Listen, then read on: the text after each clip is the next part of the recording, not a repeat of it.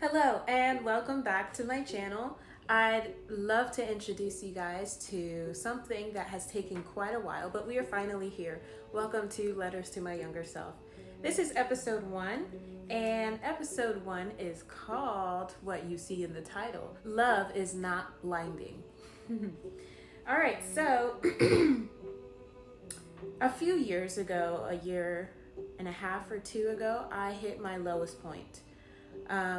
And I want to set a disclaimer that mental health is extremely important, shouldn't be breezed past. A lot of people seem or feel like they are silenced in the sense of mental health. It is stigmatized for some kind of reason, but it is extremely important, especially in times like this. So please check up on your friends and your family. Just anytime, even when they're happy, when they're sad, it means a lot. It means the world. But when you are at this point, you are not only questioning yourself or people, you find yourself questioning God as well. This point forces you to face truth that some people may avoid, and you realize who's really in your corner, who is really there for you, who really cares for you. At this time, I juggled both physical and mental health. And even though I felt I had cries of help, in my state right now, I feel like I had a lot of cries of help and no one seemed to notice. I was self-harming myself in ways that may not have shown up as physical, but I indulged in a lot of alcohol and substances that I probably wouldn't have actually done before. And the certain things that I used to do were very detrimental to my mental health and physical. I lost a lot of weight. That's all besides the point. But no one seemed to notice. And my self-worth seemed to chip away, and it chipped away through my tight grasp on people who could really care less about me. I remember laying in my bed just rotting, and the thought that circled my head was I could die tonight and no one would blink an eye. I remember the next day I called my mom with tears streaming down my face, and I told her, I'm coming home. I can't do this alone. And I didn't need an explanation. She just knew. Thank God for mothers. I love my mom. And today I just want to talk about how I overcame that lowest point with relationships and friends and people I wanted to love me as I did them. I hope I can give you some encouragement and also something to relate to. And yeah, let's go. So yeah, that was quite deep for an intro, but it is an introduction that I feel I should push out more. I'm giving raw truth here. So let's buckle up. Get you some water, maybe a glass of wine, whatever you need. This is us relating and talking. So I won't say at this point now I am still struggling. At my lowest point was just the worst point of handling my situations or handling my mental health. At this point, I feel like I have a stronger mind, and I'm stronger in my health, mental and physical. But that doesn't mean I don't still go through things every day. It's just a matter of taking care of yourself and really reshaping your mind, your mindset, and reshaping the people around you, reshaping your atmosphere, all of that. It takes a lot of work. And I'm so grateful that I am here at this point today and not anywhere else. But yes, a year or so ago, I hit that lowest point. And I was actually in college before graduation. I was dealing with a person that I fell in love with, and it was an interesting situation because it could have never happened, but I held on really tight. But we also had a friendship. I guess that's really how it started. So that's also a part that I grieved. I didn't want that to let go, but they were seeming to lose grasp of me. Yeah, and with that, I had some other friendships, and it was just the same way. I felt like I was just being let go, and I didn't understand why. And that goes along with a lot of attachment styles. I know mine is a bit anxious and avoidant, but more of an anxious part. Um, just afraid of people leaving me, and it definitely stems down to childhood when you look through attachment styles. Um, I am used to that. I'm used to people leaving. And in my older sense now, I'm just like, I'm tired and feeling like I need to perform and keep people by my side. If you're not going to be here, it's not worth sacrificing my mind or my sanity, my health. Yeah. So I think just not, I think changing your perspective and changing your atmosphere, people around you, and mindset will attract the things that are meant for you in your life. And I definitely needed to go through what I went through a year or two or so ago, just so I can understand that now. I no longer pull for people if you're not wanting me there. I don't want to be there. I don't want to be anywhere I'm not wanted. It hurts. And yeah, so, anyways, that lowest point wasn't just based on relationships, I was just going through in general.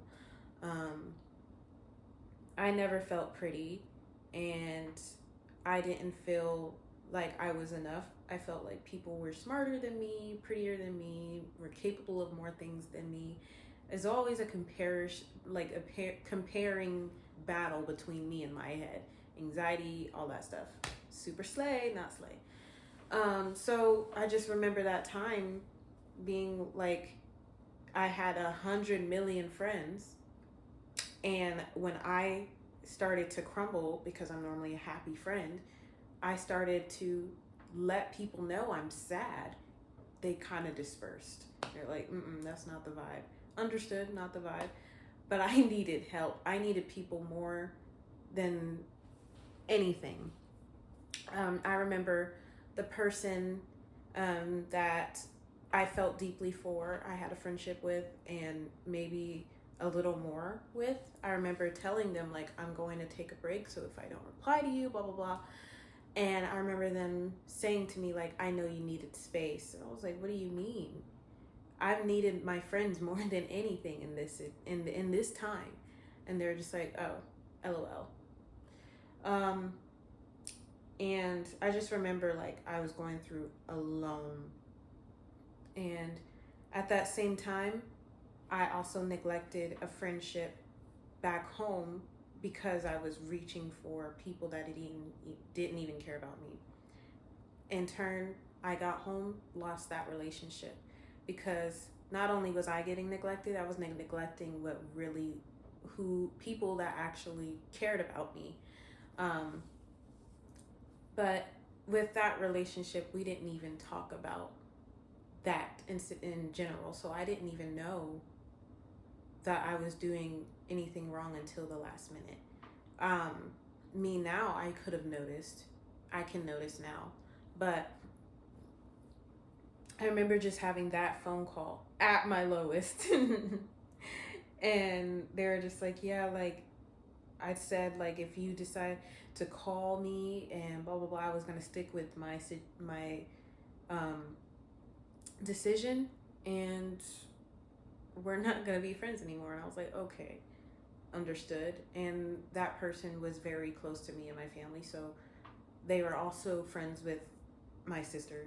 And anytime I was there, they did not want to come by because I was there. And I don't know, that really hurt. So I also lost people on this side and this side. It was just crazy. So I just felt at my loneliest state. I was like, no one's for me.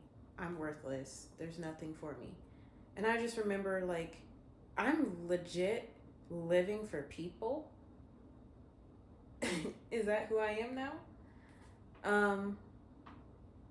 And I was just like, you've got to get out of this state of mind. Because I remember before college and everything, I was like, I am meant for so much. I loved myself. And at this point, I hated myself.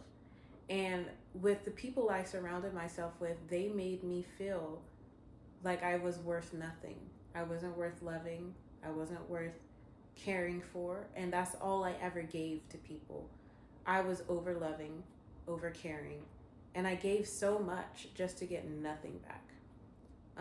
And I didn't even realize like how detrimental they were in the first place. Because me now, I'm realizing, or my head is a little bit more clearer. And I'm just like, they they never cared about me. They used to give backhanded not compliments, backhanded statements. They would talk about me behind my back. And then of course the quietness, they didn't really care. They're just like, oh. But when they went through something, I was always there. I was there 1000%. I was, even in my lowest point, I was just like, I'm here, let me know. And when it came to me, it was just like, you can handle it on your own, for real. It hurts thinking about it because I almost died, and I'm gonna it's actually really, I feel stupid saying it, and I'm still learning, guys. Still learning to get over feeling bad or all that stuff, because they didn't feel bad. But I almost died, for real, and no one noticed. Let me get past that. Brings me a little bit farther, because I don't want to talk too much about what they didn't do for me. I need to get to the point where I'm starting to develop as a person, understand myself. 24 years old, and I won't be 25 till later, but you know how they're talking about your frontal lobe develops at 25. I felt like it developed when I turned 24. And I just remember crying with my mom on New Year's, like, I've realized so much, I've learned so much, and if it wasn't for this and that, I would not be where I am today. And I'm out here. I moved to Taiwan as a teacher, and I'm going through everything because I'm still alone, but like I'm also learning to be an adult. And I thought I had already did that. It's crazy. But just going through was insanely hard. I said in the beginning that you begin to question God. And I am a very faithful person. I'm strong in my faith, but my faith was disintegrating. I was like, God, why would you let me hurt so bad? Heartbreak hurts. And I was like, why would you do that? And I was like, I've done nothing. I've been nothing but good to people. And you allow me to go through these situations. He allowed me to do that so that he could shape me into the woman I'm becoming. And I'm becoming such a wonderful woman. He is preparing me for so much and for greater. And what I noticed out here, I've been able to talk to people who go through my situation today. And I'm like, you are much stronger than you think. And it's so enlightening. I love it. But in that moment, I was just like, I was crying. I was like, God, like, I don't know what to do anymore.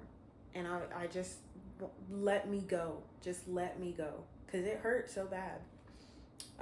But I thank God for continuing to hold me and keep me, even when I was cursing his name.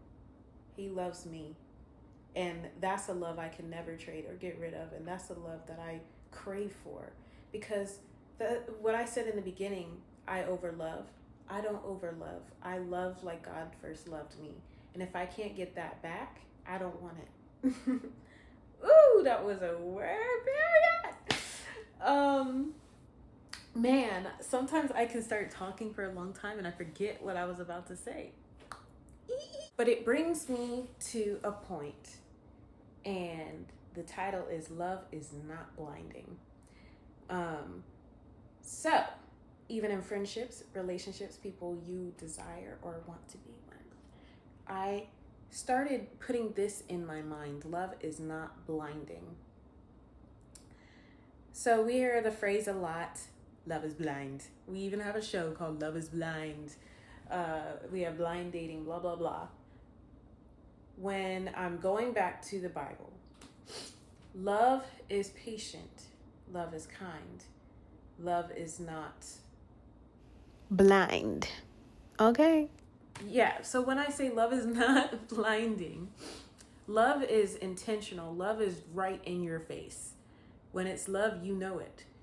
And when I say love is not blinding, there is a lot of things that will blind you from seeing what this person really is or who this person really is. And it'll blind you from, like, you'll see like certain red flags, not beige ones, red flags, like things that would make you want to leave someone like immediately. And it'll blind you because there are certain things, they make me feel good. They make me feel pretty. Oh, they hold my hand. They make me feel seen. There's just certain things that they touch in like something you might have needed inside. That can blind it'll blind you. Sometimes it's lust, sometimes it's just a need for something, a trauma bond. But love is not blinding. Because when you love someone, you're still gonna go through arguments and learning patience and all this stuff. Love is intentional and it's right in front of you.